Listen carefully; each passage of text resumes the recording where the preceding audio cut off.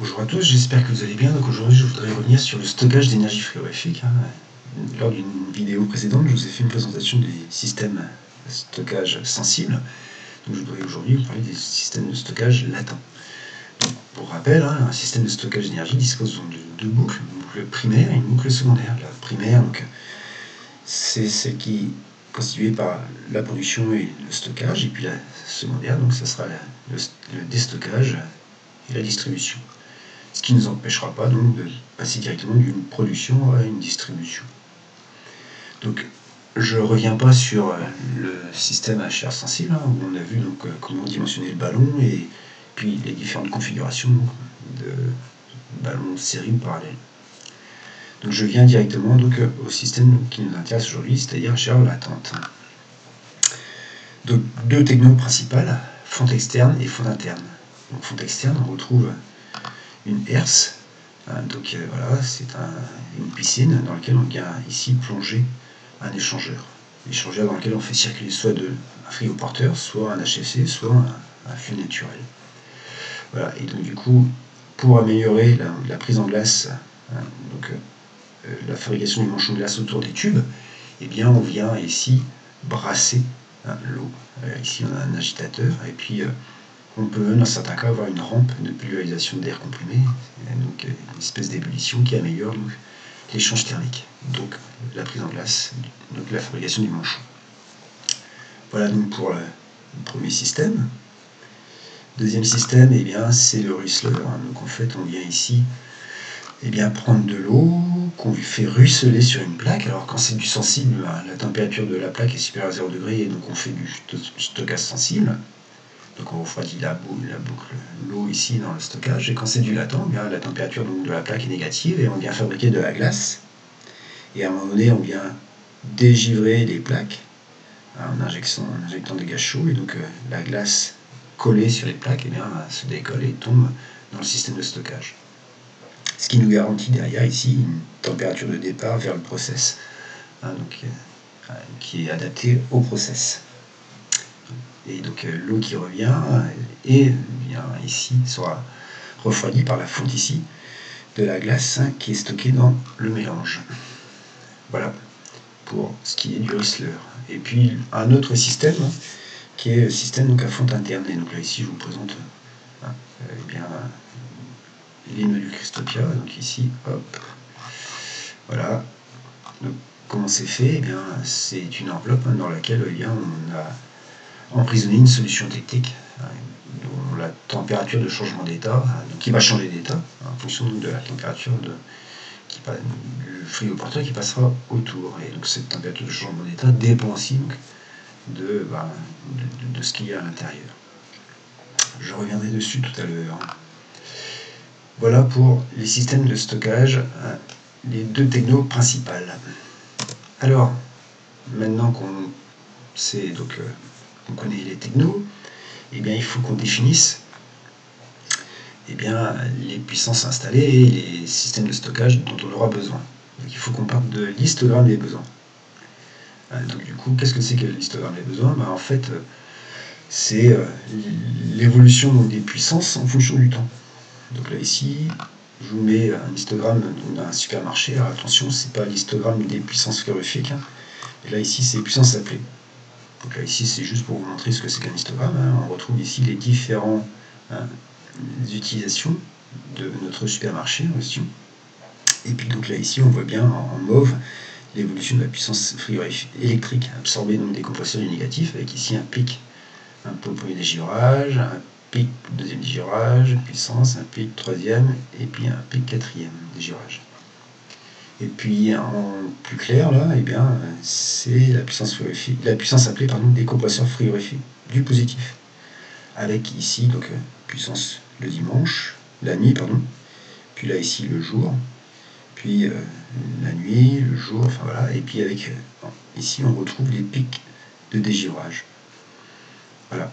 Donc au-delà donc de cette présentation, j'ai une première remarque quand on voit ça. Il suffirait de décaler de 1 heure ou 2 les dégivrages du positif par rapport au négatif pour qu'il y ait des courants d'appel beaucoup moins importants au moment moment donc, de la fin des déjurages. Ça serait quand même pas bête.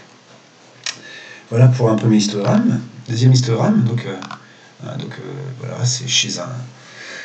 Donc dans une laiterie, eh bien, en discutant avec votre client, il vous dit que la nuit de 0 à 6 heures du matin, ses productions ne servent qu'à maintenir la température des chambres froides.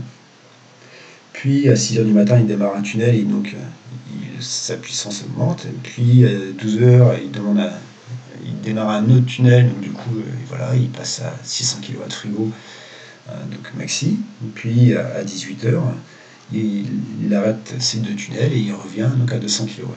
Donc ici on voit bien donc 200 kW de 0 à 6 heures, puis 400 de 6 à 12, puis 600 de 12 à 18, et puis 200 kW de 18 à 24. Donc là ici on parle bien de puissance maximale en réalité. Je ne suis pas sûr que entre 0 et 6 heures il ait besoin de 200 kW tout le temps. Mais bon voilà. C'est un bon début. Donc maintenant qu'on a l'histogramme, eh bien on va pouvoir faire des calculs. En particulier, on va pouvoir calculer la puissance calorifique installée et puis du coup définir la quantité de chaleur à stocker. Alors donc je vais illustrer mon propos. Donc à partir de l'histogramme, il y a besoin de ma laiterie. Donc, pour rappel, voilà, j'ai mon histogramme et ici, donc, si je n'installe pas de système de stockage d'énergie, je dois installer moi 600 kW de frigo. Donc du coup, je vais commencer par calculer le besoin énergétique de mon client. Donc il a besoin de quoi? Il a besoin de 200 kW pendant 6 heures, plus 400 kW pendant 6 heures, plus 600 kW pendant 6 heures, plus 200 kW pendant 6 heures. Ce qui fait qu'il a besoin donc, de 8400 kWh énergétiques donc, sur sa journée. Donc si je partais sur un compresseur qui fonctionne 24 sur 24, eh bien j'installerai une puissance calorifique donc de 8400 divisé par 24, donc soit 350 kW. En imaginant que j'installe 350 kW, voilà, j'ai tracé ici, j'obtiens ça, et de 0h à 6h du matin, je vais pouvoir stocker, puisque je suis surpuissant par rapport à mon besoin. Puis de 18 à 24h, je vais à nouveau pouvoir stocker. Mais entre 6h et 18h, je vais devoir déstocker. Donc, du coup, ici, on retrouve les énergies qu'il faut que je stocke. Et ici, les périodes pendant lesquelles je vais pouvoir faire mon stockage. Alors, le problème de ce système tel qu'il a été conçu, c'est que au jour numéro 1, eh bien, si je démarre le jour même, je n'ai stocké que ça. Donc, du coup, je vais être en déficit pour stocker, lorsque je vais devoir déstocker toute cette énergie. Donc ça implique que j'ai démarré mon compresseur, mon système la veille pour pouvoir stocker ici ce dont j'ai besoin là. Voilà, donc du coup, il y a pas mal de contraintes, donc du coup on ne part pas sur 24 heures de temps de fonctionnement, on va plutôt partir sur 20 heures. Et donc du coup, si on part sur 20 heures, eh bien, je vais devoir installer donc 420 kW. Donc, voilà, j'installe mes 420 kW. Et donc on voit bien ici qu'on dispose donc de surplus de puissance pour pouvoir faire du stockage pendant toute cette période-là, donc de 0 à 12 heures et puis de 18 à 24. Et que je vais être en déficit d'énergie, donc de 12 heures à 18 heures. Donc ici, on voit bien que c'est ça qu'il va falloir que je prévoie en stockage, puisque c'est ça que je vais devoir déstocker. Mon énergie à stocker, du coup, eh bien, c'est ma puissance frigorifique maximale, moins ce que j'ai installé, mes 600 et 420, et multiplié par le temps pendant lequel eh bien, je suis en déficit. Voilà, et donc du coup, je vais devoir ici installer un système de 1080 kWh. Ça y est, donc on sait maintenant, du coup, déterminer les quantités d'énergie à stocker. Donc à partir de là, on va pouvoir soit calculer la masse de glace à produire sur la herse.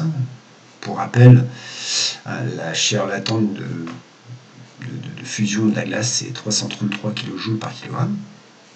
Voilà. En tout état de cause, attention, l'épaisseur de glace augmente. Donc lorsque l'épaisseur de glace augmente, les charges diminuent et donc le temps de fabrication n'est pas linéaire. On obtient donc une évolution qui est logarithmique.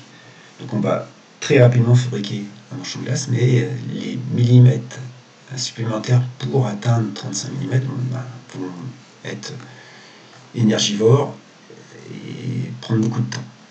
Donc ici, si on vient voir cette évolution, donc là ici, voilà, au départ, on va très rapidement fabriquer une certaine épaisseur de glace, mais pour atteindre 35 mm, et ben, je vais ici mettre un temps certain. Donc, je vais consommer pas mal d'énergie. Donc, au-delà, essayer de fabriquer un manchon au-delà de 35 mm, eh bien, énergétiquement, c'est pas très intéressant. Je dis pas que ça n'existe pas. Ok, donc maintenant que je vous ai parlé donc, des systèmes à fente externe, eh bien, je reviens sur les systèmes à fente interne. Donc ici, qu'est-ce que c'est qu'un système à fente interne? Eh bien, ici, vous avez le schéma physique d'un système à fente interne. Donc là, ici, on retrouve une production de glycolé, avec ici une circulation de l'eau glycolée produite. Le glycolé, hop, je l'envoie donc dans une herse et je fabrique mon manchon de glace. Et puis, lorsque je veux déstocker, eh bien ici, j'ai l'eau de mon process qui revient, qui passe ici dans ma herse. Donc, elle est refroidie, puis elle s'en retourne vers mon process. Et donc, du coup, ici, c'est bien... donc, je refroidis l'eau, donc je viens bien fondre le manchon de glace, non pas par son diamètre extérieur, mais par son diamètre, par son intérieur. D'où son appellation fente interne. Alors, comme je disais tout à l'heure, ici, eh bien, on peut aussi faire de la production directe, c'est-à-dire ici, l'eau qui revient du process passe ici sur mon échangeur, puis hop, et elle refroidit, et elle s'en va vers mon process. Donc là, on est en distribution directe de glacé ou de glycolé.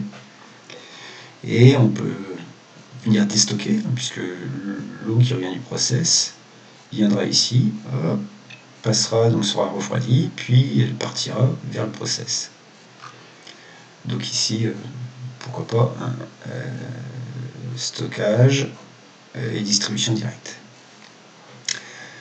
Voilà, donc hop, dernier système, ce sont les nodules Christopia, donc à fente interne, nodule Christopia, donc je reviens ici. Donc là, je vous ai présenté tout à l'heure le nodule, et là ici, eh bien, en fonction donc, eh bien, de la référence du nodule, eh bien, vous avez différentes températures de changement d'état. Donc on voit que ça va de très basse température à l'application donc plutôt qui serait plutôt clim pompe à chaleur. Voilà. Et donc du coup ici on retrouve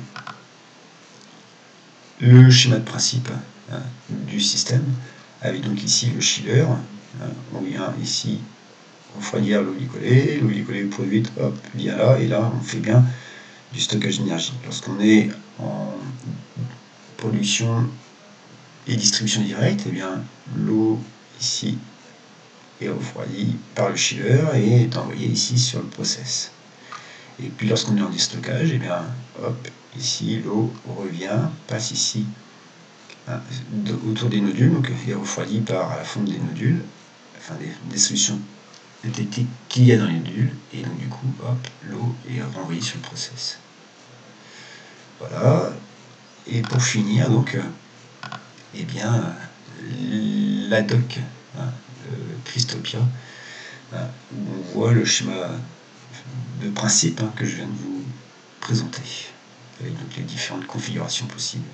Donc stockage, hop, on passe par là, voilà. Déstockage, l'eau ici repasse par ici, s'en va par là, et puis production directe avec ici, hop, la pompe ici en route. Je viens ici alimenter avec mon eau glycolée à 23 voies qui permet la distribution sur mon secondaire.